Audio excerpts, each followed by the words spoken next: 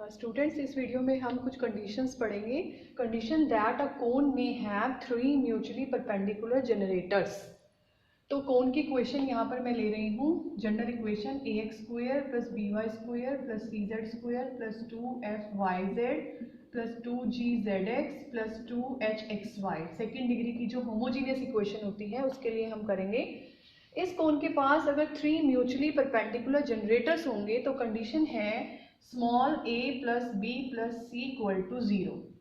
सो ये हमारा कोन है एंड वी कैन सी कि एक कोन के बहुत सारे जनरेटर्स होते हैं। जैसे जैसे ये मार्कर घूम रहा है वो सारे जनरेटर्स हैं कोन के। यहाँ पर सिर्फ हमने 2 ही शो किए हैं, अदरवाइज ये सारे जनरेटर्स हैं।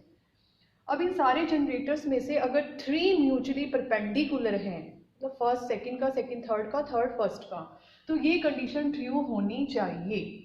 लाइकवाइज सेकंड कंडीशन है 3 म्यूचुअली परपेंडिकुलर टेंजेंट प्लेन्स की। एक कोन है मेरे पास और उस कोन के लिए प्लेन्स, जो टेंजेंट प्लेन्स होंगे चारों तरफ से, उन सारे प्लेन्स में से 3 प्लेन्स अगर म्यूचुअली परपेंडिकुलर हैं तो कौन सी कंडीशन सेटिस्फाई होगी? Capital A + B + C = 0। So generators के लिए स्मॉल लेटर्स का सम और टेंजेंट प्लेन्स के लिए कैपिटल लेटर्स का सम 0 होना चाहिए। कैपिटल लेटर्स वी नो कि स्मॉल लेटर्स के कोफैक्टर्स होते हैं एक पर्टिकुलर मैट्रिक्स में, जो मैंने आपको लास्ट वीडियोस में बताई थी। सो इसके ऊपर बेस्ड एक एग्जांपल करते हैं। एग्जांपल हमारे पास है this one. If this x by 1, y by 2, z by 3 represents ones of sets of 3 mutually perpendicular generators, जितने भी हमारे पास mutually perpendicular generators हैं उनमें से ये एक है। Find other two, बाकी दोनों हमें निकालने हैं इस कोण के लिए। 5yz - 8zx - 3xy = 0। ये हमारे पास कोण की इक्वेशन है। पहले ये चेक कर लेते हैं क्या इस कोण के पास 3 म्यूचुअली परपेंडिकुलर जनरेटर्स हैं। If you compare this equation with standard equation then you can see कि x² की टर्म नहीं है, यानी a0, y² की टर्म नहीं है और z² की टर्म नहीं है। एंड सिंस तीनों 0 हैं तो इनका सम भी क्या होगा? 0। एंड वी जस्ट स्टडीड कि अगर ये सम 0 है it means cone has 3 mutually perpendicular generators. तो ये तो कंफर्म हो गया कि इस कोन के पास 3 म्यूचुअली परपेंडिकुलर जनरेटर्स हैं।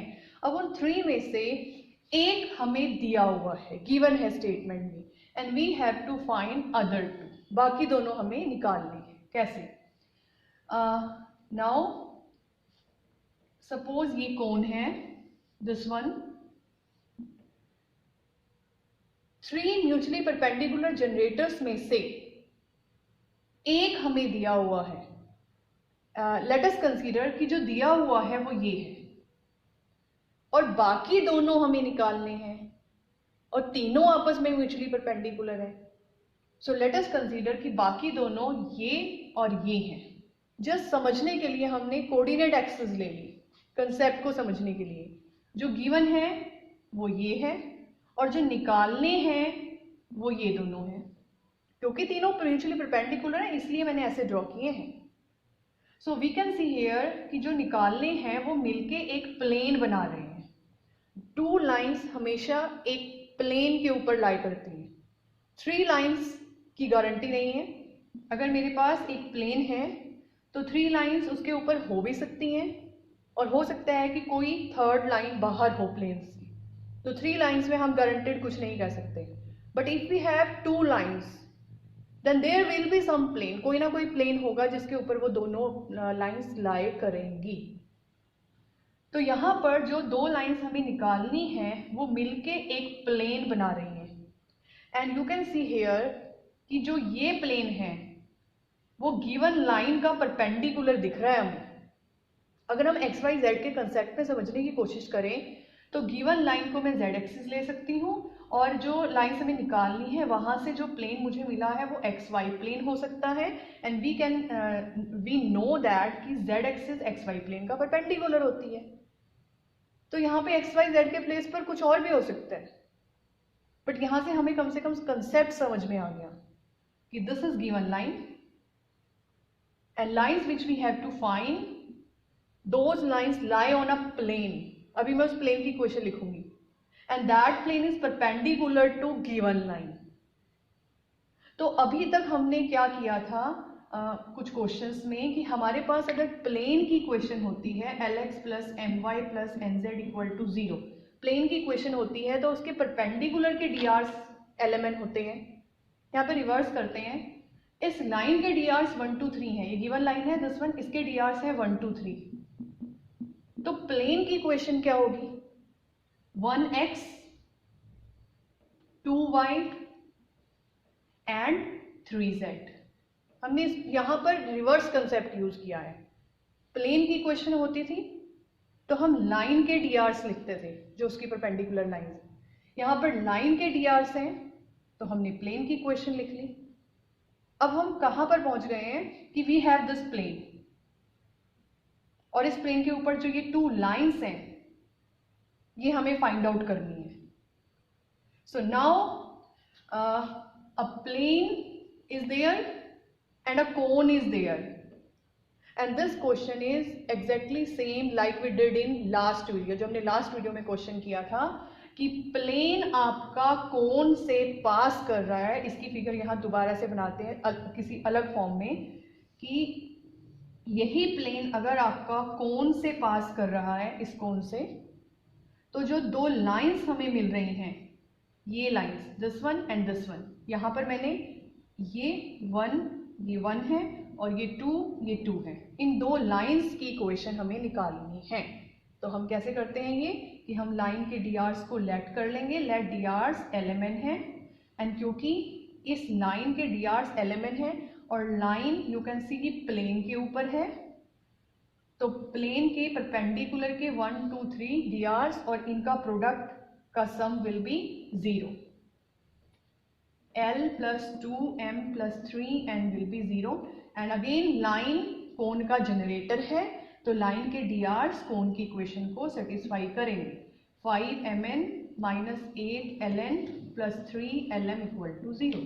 Now again simple calculation work, आपको यहाँ से L की वैल्यू यहाँ पुट करनी है, you will get equation in m and n, आपको उसको फैक्टराइज करना है, फैक्टराइज करके आपको LMN को सॉल्व करना है। ऑटोमेटिकली हमारे पास LMN के दो सेट आ जाएंगे, एक तो लाइन नंबर 1 के लिए और दूसरा लाइन नंबर 2 के लिए।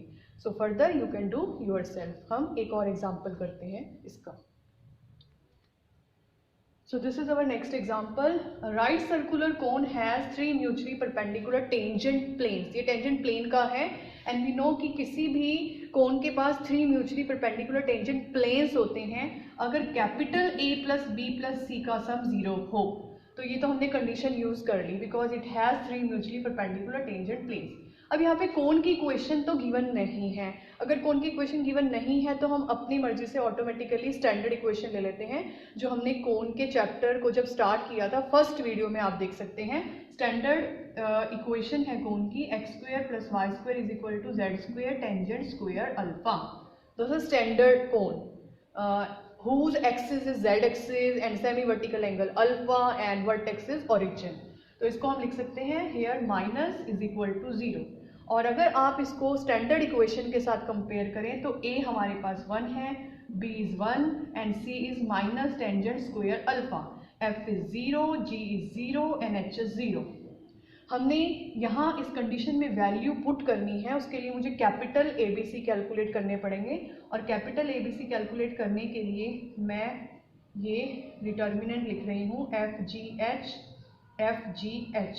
तो कैपिटल A यहाँ से आता है BC minus f², capital B आपके पास आएगा AC माइनस h² और कैपिटल C आएगा यहाँ पे G आएगा AB माइनस h²। तो ये वैल्यूज अगर हम यहाँ पुट करें, A की वैल्यू आपके पास आ रही है BC minus tangent square alpha, इसकी वैल्यू आएगी AC minus tangent square alpha और इसकी वैल्यू आएगी 1।